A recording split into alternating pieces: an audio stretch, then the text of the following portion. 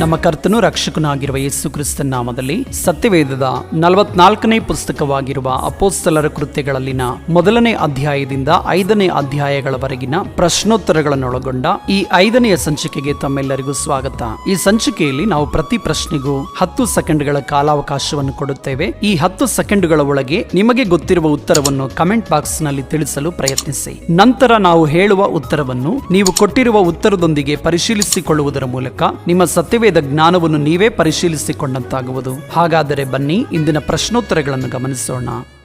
ಮೊದಲನೆಯ ಪ್ರಶ್ನೆ, ಪವಿತ್ರಾತ್ಮನು ನಮ್ಮ ಮೇಲೆ ಬರುವಾಗ ನಾವು ಏನನ್ನು ಹೊಂದಿಕೊಳ್ಳುತ್ತೇವೆ?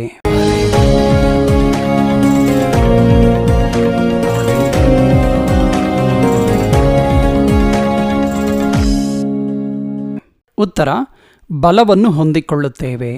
ಎರಡನೆಯ ಪ್ರಶ್ನೆ, ಕರ್ತನ ನಾಮವನ್ನು ಹೇಳಿಕೊಳ್ಳುವವರಿಗೆ ಉಂಟಾಗುವ ಲಾಭವೇನು?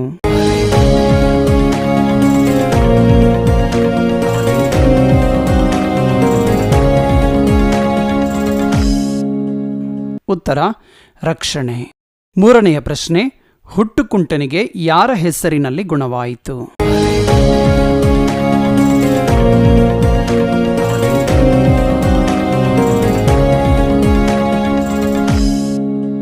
ಉತ್ತರ, ಯೇಸು ಕ್ರಿಸ್ತನ ಹೆಸರಿನಲ್ಲಿ. ನಾಲ್ಕನೆಯ ಪ್ರಶ್ನೆ, ದೇವರ ಮಾತನ್ನು ಕೇಳುವುದಕ್ಕಿಂತಲೂ ನಿಮ್ಮ ಮಾತನ್ನು ಕೇಳುವುದು ದೇವರ ಮುಂದೆ ನ್ಯಾಯವೋ ಎಂದು ಪ್ರಶ್ನಿಸಿದವರು ಯಾರು?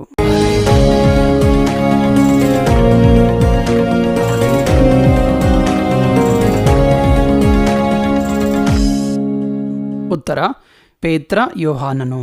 ಐದನೆಯ ಪ್ರಶ್ನೆ, ದೇವರಿಗೆ ಸುಳ್ಳಾಡಿದವರು ಯಾರು?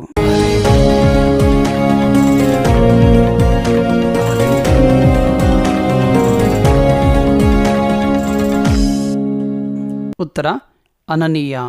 ಆರನೆಯ ಪ್ರಶ್ನೆ, ಅಪೊಸ್ತಲರು ಯೆರೂಸಲೇಮನ್ನು ಯಾವುದರಿಂದ ತುಂಬಿಸಿದರು?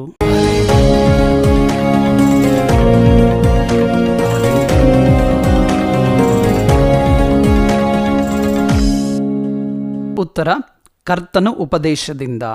ಏಳನೆಯ ಪ್ರಶ್ನೆ, ಪೇತ್ರ ಯೋಹಾನರು ಏನನ್ನು ಹೇಳದೆ ಇರಲಾರರು?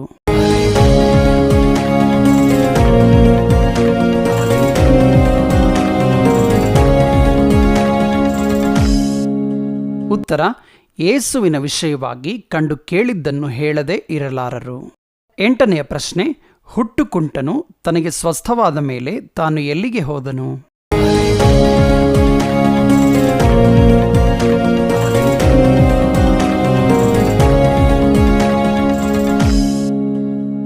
ಉತ್ತರ, ದೇವಾಲಯಕ್ಕೆ. ಒಂಬತ್ತನೆಯ ಪ್ರಶ್ನೆ, ಕಡೆಯ ದಿನಗಳಲ್ಲಿ ದೇವರು ತನ್ನ ಆತ್ಮನನ್ನು ಯಾರ ಮೇಲೆ ಸುರಿಸುವನು?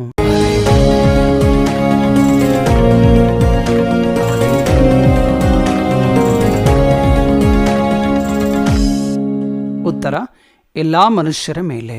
ಹತ್ತನೆಯ ಪ್ರಶ್ನೆ, ಇಸ್ಕರಿಯೋತ ಯೂದನಿಗೆ ಬದಲಾಗಿ ಅಪೊಸ್ತಲನಾಗಿ ಆರಿಸಿಕೊಳ್ಳಲ್ಪಟ್ಟ ಶಿಷ್ಯನ ಹೆಸರೇನು?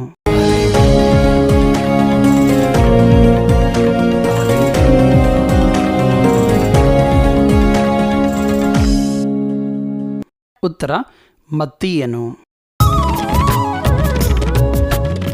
ಸತ್ಯವೇದದ ಪ್ರಶ್ನೋತ್ತರಗಳನ್ನೊಳಗೊಂಡ ಈ ರೀತಿಯ ಸಂಚಿಕೆಗಳು ಪ್ರತಿ ಬುಧವಾರ ಸಂಜೆ 6 ಗಂಟೆಗೆ ಕೃಪಾ ಸಮೃದ್ಧಿ ವಿಜಯಪಾಲ್ ಎಂಬ ಯೂಟ್ಯೂಬ್ ಚಾನೆಲ್ನಲ್ಲಿ ಪ್ರಸಾರ ಮಾಡಲಾಗುವುದು. ಈ ಸಂಚಿಕೆ ನಿಮಗೆ ಇಷ್ಟವಾದಲ್ಲಿ ಲೈಕ್ ಹಾಗೂ ಈ ಚಾನೆಲ್ಗೆ ಸಬ್ಸ್ಕ್ರೈಬ್ ಮಾಡಿಕೊಳ್ಳುವುದರ ಮೂಲಕ ನಮ್ಮನ್ನು ಪ್ರೋತ್ಸಾಹಿಸಿ. ಈ ಸಂಚಿಕೆಗೆ ಸಂಬಂಧಪಟ್ಟ ಸಲಹೆ ಸೂಚನೆಗಳನ್ನು ಮತ್ತು ನಿಮ್ಮ ಅಮೂಲ್ಯವಾದ ಅಭಿಪ್ರಾಯಗಳನ್ನು ಕಮೆಂಟ್ ಬಾಕ್ಸ್ನಲ್ಲಿ ಕಮೆಂಟ್ ಮಾಡುವುದರ ಮೂಲಕ ಅಥವಾ 8050163607 ಎಂಬ ನಂಬರ್ಗೆ ವಾಟ್ಸಪ್ ಮಾಡುವುದರ ಮೂಲಕ ತಿಳಿಸಬಹುದು. ಈ ಸಂಚಿಕೆ ಮೂಲಕ ನೀವು ಪ್ರಯೋಜನ ಹೊಂದಿದ ಹಾಗೆ ಮತ್ತೊಬ್ಬರು ಪ್ರಯೋಜನ ಹೊಂದುವಂತೆ ದಯಮಾಡಿ ಈ ಸಂಚಿಕೆಯನ್ನು ಇತರರೊಟ್ಟಿಗೆ ಶೇರ್ ಮಾಡಿ. ನಮ್ಮ ಕರ್ತನಾದ ಯೇಸು ಕ್ರಿಸ್ತನು ನಮ್ಮ ಹೃದಯಗಳಲ್ಲಿ ತನ್ನ ವಾಕ್ಯವನ್ನು ಸಮೃದ್ಧಿಯಾಗಿ ತುಂಬಿಟ್ಟುಕೊಳ್ಳುವ ಕೃಪೆಯನ್ನು ನಮ್ಮೆಲ್ಲರಿಗೂ ದೇವರು ದಯಪಾಲಿಸಿ ನಮ್ಮೆಲ್ಲರನ್ನು ಆಶೀರ್ವದಿಸಲಿ. ಆಮೇನ್, ಆಮೇನ್, ಆಮೇನ್.